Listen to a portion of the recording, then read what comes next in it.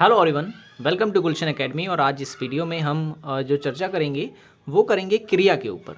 ठीक है, क्योंकि क्रिया से जुड़े हुए कई तरह के सवाल जो है पूछे जाते हैं कि क्रिया क्या होती है, सक्रियक क्रिया क्या है, आक्रामक क्रिया क्या है, सहायक क्रिया क्या होती है, पूर्वकालीन क्रिया क्या होती है, संयुक्त क्रिया क्या होती है, क्रियार्थक संज्ञा क्या होती है। ये हम आज की वीडियो में जो है चर्चा करेंगे। तो वीडियो को एंड तक देखें। वीडियो पसंद आए तो लाइक ज़रूर करें और चैनल को सब्सक्राइब नहीं किया तो ज़रूर कर लें, ताकि ऐसी ही इन्फॉर्मेटिव वीडियोस आपको मिलते रहे। ये वीडियो जो है काफ़ी इंपॉर्टेंट है। अगर आप तैयारी कर रहे हैं सीटेट की, D++ के किसी भी एग्ज़ाम की, KVS की, यूपी टेट, सुपर टेट या फिर कोई भी एग्ज़ाम जिसमें हिंदी पूछी जाती है, तो आप जो है ये वीडियोज़ हमारी देख सकते हैं। ठीक है, ये हमारी लगभग चौथी वीडियो है, पाँचवीं वीडियो है। 4 वीडियो ऑलरेडी मैंने अपलोड कर दिए हैं और मैं हिंदी के सभी टॉपिक को कवर करवाने वाला हूँ। ठीक है, चलिए शुरू करते हैं। क्रिया क्या होती है? तो जिस शब्द में किसी कार्य का होना या करना समझा जाता है उसे हम क्रिया कहते हैं। ठीक है, अब मान लो कि अगर कोई व्यक्ति बोलता है कि राम पढ़ रहा है। ठीक है, अब इसमें काम क्या कर रहा है? वो पढ़ रहा है, तो पढ़ना क्या हो गया? क्रिया हो गई। हरी खेलता है, तो इसमें काम क्या हो रहा है? खेलना, तो खेलना क्या हो गई? क्रिया हो गई। तो हम कह सकते हैं कि जिस शब्द से किसी कार्य का होना या करना समझा जाए उसे हम क्रिया कहेंगे। ठीक है, अगर मैं बोलता हूँ कि हरी जो है नहा रहा है, हरी नहा रहा है, तो इसमें काम क्या हो रहा है? नहाना। ठीक है, तो हम कहेंगे नहाना जो है वो क्रिया है। ठीक है, तो क्रिया की थोड़ी सी ये परिभाषा जो है आपको पता होनी चाहिए। अब बात करते हैं क्रिया के भेद के। ठीक है, ज़्यादातर सवाल जो है यहीं से आते हैं। क्रिया के मुख्य रूप से अगर हम बात करें तो 2 भेद होते हैं, सक्रियक और आक्रामक। ठीक है, लेकिन कुछ अन्य भेद भी होते हैं जिनके बारे में जानना जरूरी है, जो हम अभी आगे चर्चा करेंगे। एग्जाम में वहाँ से भी सवाल जो है पूछे जाते हैं। सबसे पहले बात करते हैं सक्रियक क्रिया की। सक्रियक क्रिया वह क्रिया होती है जिस क्रिया में, ठीक है, फल कर्म पर पड़ता है। जिस क्रिया का फल जो है कर्म पर पड़ता है उसे हम सक्रियक क्रिया कहते हैं। जैसे कि राम फल खाता है, तो इसमें अगर ये लिखा होता कि राम खाता है तो ये आक्रामक क्रिया हो जाती, क्योंकि इसमें जो है फिर जो है कर्म पर प्रभाव नहीं पड़ रहा है। लेकिन इसमें आप देखेंगे कि राम जो है फल खाता है, तो इसमें क्या है? इसमें क्रिया का फल जो है कर्म पर पड़ रहा है। ठीक है, तो इस तरह की क्रिया को हम कहते हैं सक्रियक क्रिया। जैसे कि राम फल खाता है, तो राम एक तो खाता भी है, ऊपर जो फल है वो भी खत्म हो रहा है, तो 2 तरह के क्रिया काम हो रहे हैं इसमें। ठीक है, तो इस तरह की क्रिया को हम कहते हैं सक्रियक क्रिया। श्याम सब्जी बेचता है, अब इसमें श्याम देखिए सब्जी बेचता भी है, अब एक तो बेचता है और दूसरा सब्जी जो है वो ख़त्म भी होती है।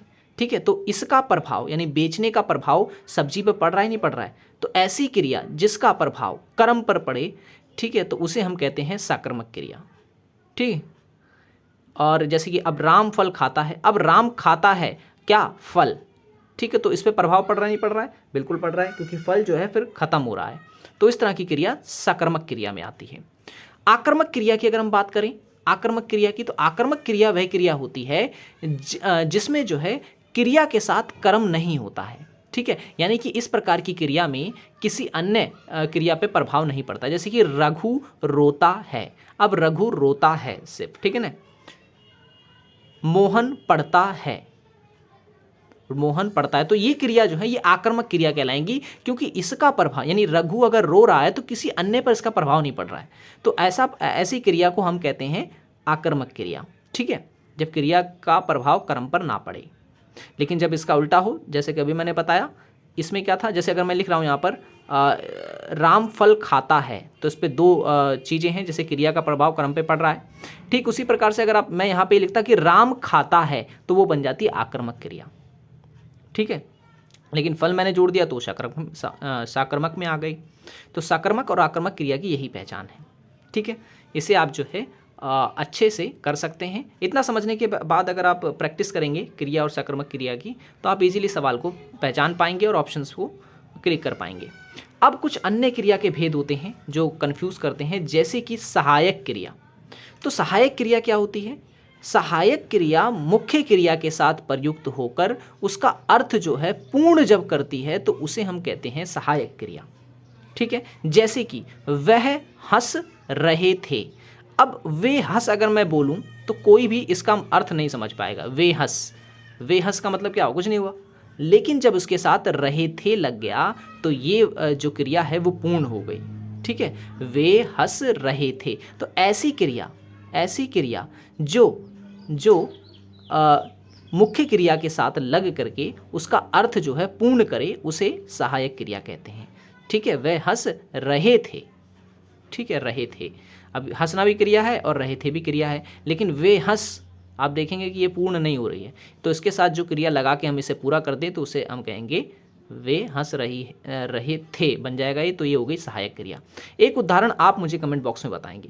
ठीक है, आपके लिए सवाल ये है कि आप एक उदाहरण सक्रियक क्रिया का, एक उदाहरण आक्रामक क्रिया का, और जितने भी मैं अभी करवाने वाला हूँ सहायक क्रिया, पूर्वकालिक क्रिया, संयुक्त क्रिया, क्रियात्मक संज्ञा, सबका एक एक उदाहरण जो है आप मुझे कमेंट बॉक्स में बताएंगे। ठीक है, इससे ये पता चलेगा कि आप कितना सीख रहे हैं।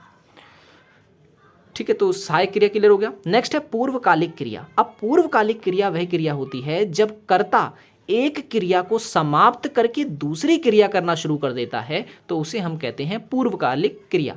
यानी कि जब कोई एक व्यक्ति एक काम उसने किया हो और कर चुका हो और उसकी जगह पे दूसरा काम भी अब वो शुरू कर दे, तो उसे हम कहेंगे पूर्वकालिक क्रिया। जैसे कि राम भोजन करके सो गया। राम भोजन करके सो गया, भोजन करके और सो गया। आप देखेंगे यहाँ पर क्या है, एक काम उसने कर लिया, फिर उसके बाद दूसरा काम वो कर रहा है। ठीक है, या कर लिया, तो उसे हम कहेंगे पूर्वकालिक क्रिया। एक और उदाहरण दे देता हूँ, हरी सब्जी बेचकर घर गया।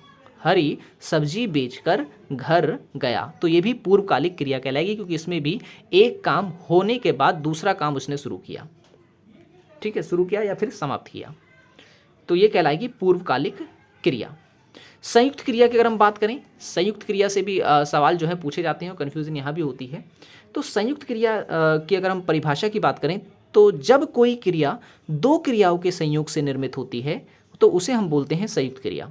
ठीक है, एक बार फिर से मैं बता दूं कि जब कोई क्रिया दो क्रियाओं के संयोग से निर्मित होती है तो उसे हम बोलते हैं संयुक्त क्रिया।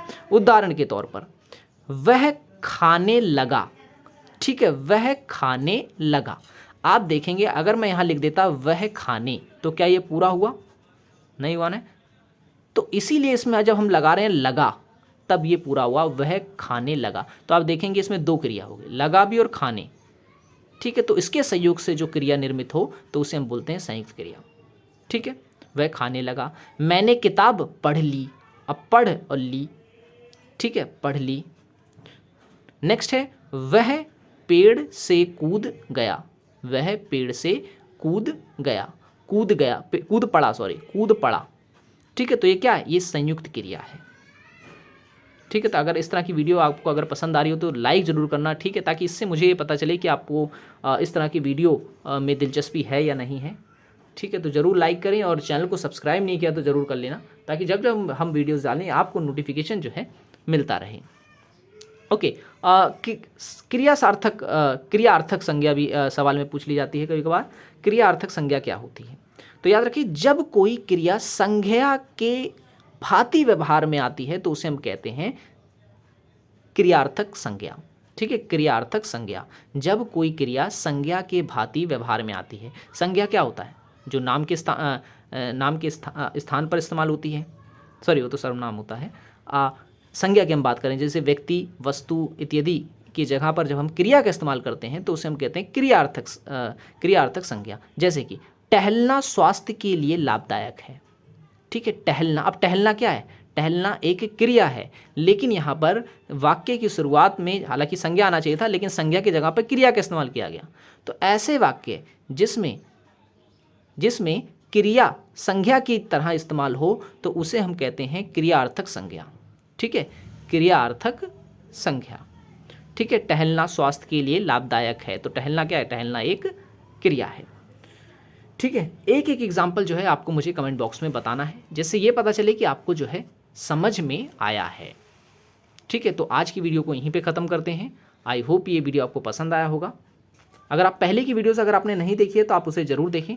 सामान्य हिंदी को लेकर के जो है मैं एक अलग से प्लेलिस्ट बना दूंगा, जहाँ पर आपको जो है हमारी ये सारी वीडियो एक लाइन से मिल जाएगी।